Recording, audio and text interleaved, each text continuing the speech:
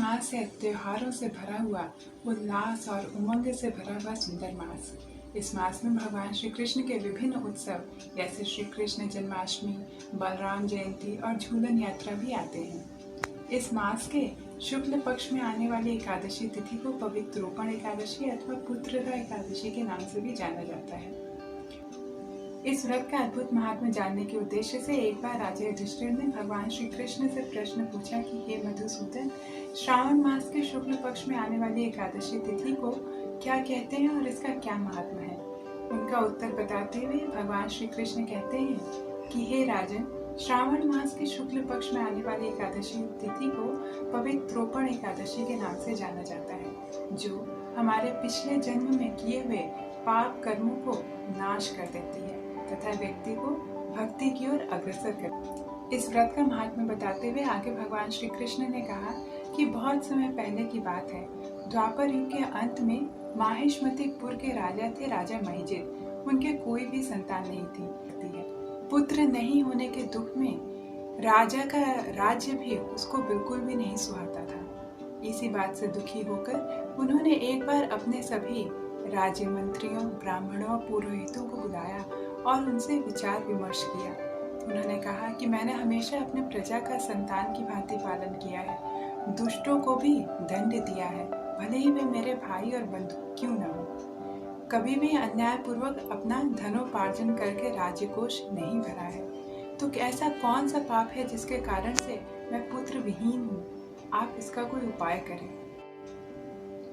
चूंकि राजा अपनी प्रजा का संतान की भांति पालन करता था, तो राजा के दुख से दुखी होकर समस्त ब्राह्मण कर तपोवन की ओर चले गए। वहां पे जाके वे एक अत्यंत श्रेष्ठ मुनि की तलाश करने लगे, जो कि राजा के दुखों का निवारण कर सके।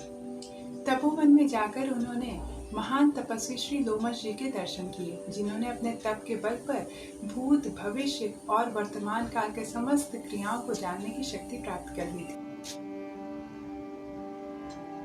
प्रजाजनों के बहुत विनम्र प्रार्थना करने पर लोमश ऋषि राजा महिजित के पूर्व काल का वृतांत देखकर उन्होंने बताया कि राजा महिजित पूर्व काल में एक बहुत ही कंजूस और पापी वैश्य थे। एक बार श्रावण मास का समय था और दशमी तिथि थी। उस समय अत्यंत गर्मी और तप्त सूर्य से दुखी होकर वह एक बावली के पास गया। वहां पे जाकर उसने पानी पीने की इच्छा की। वहीं पर अपने बछड़े के साथ एक गऊ भी थी। वह गाय जैसे ही पानी पीने को हुई तो इस वैश्य ने बहुत ही क्रूरतापूर्वक उस गाय को हटा दिया और वहां से खदेड़कर भगा दिया और खुद पानी पीने लगा। इसी पाप के कारण राजा महिजित इस जन्म में संतान विहीन हो गए हैं। ये बात सुनकर सभी प्रजाजनों को अत्यंत आश्चर्य हुआ और उन्होंने इस पाप से प्रायश्चित का उपाय पूछा। तो लोमश ऋषि जी ने बताया कि तुम सब प्रजाजनों अपने राजा के सब प्रकार के पूर्व पाप कर्मों को नाश करने के लिए एकादशी व्रत का अनुष्ठान करो। यह एकादशी श्रावण मास के शुक्ल पक्ष की तिथि में आने वाली है। इसको पवित्रोपण एकादशी अथवा पुत्रदा एकादशी के नाम से भी जाना जाता है। ऋषि मुनि की बात सुनकर सभी प्रजाजनों ने ऐसा ही किया।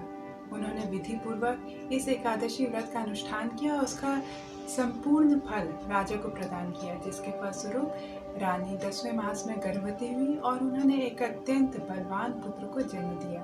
इस व्रत के प्रभाव से सभी प्रजाजन तथा राजा इस जन्म में अपरंपार सुख भोग कर अंत में भगवान श्री कृष्ण की भक्ति को प्राप्त हुए। जो भी व्यक्ति इस व्रत का अनुष्ठान करने के इच्छुक हो, उन्हें इसकी तैयारी दशमी तिथि से करनी चाहिए तथा उस दिन एक भुक्त रहना चाहिए।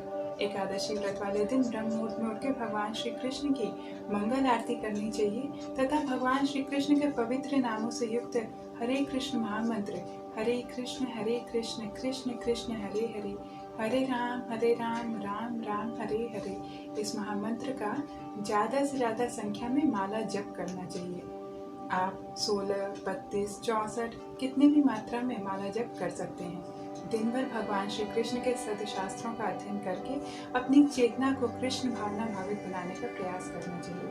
यदि संभव हो तो रात्रि काल में वैष्णवों के सहयोग से रात्रि जागरण का अनुष्ठान करना चाहिए।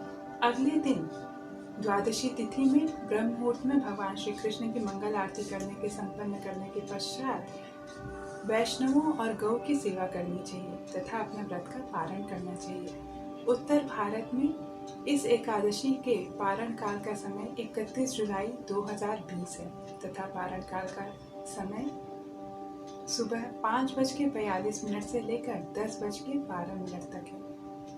प्रत्येक मनुष्य को चाहिए कि वह जब तक उसकी आयु और जीवन है उस आयु और जीवन का भरपूर इस्तेमाल करे और अपने दुर्लभ मनुष्य शरीर का इस्तेमाल भगवान श्री कृष्ण की प्रेमा भक्ति को प्राप्त करने के लिए करे, जिसके लिए एकादशी व्रत का अनुष्ठान करना एक अत्यंत सुगम साधन है। तो आइए हम सब लोग भी भगवान श्री कृष्ण के प्रसन्नता के लिए इस एकादशी व्रत का अनुष्ठान करें।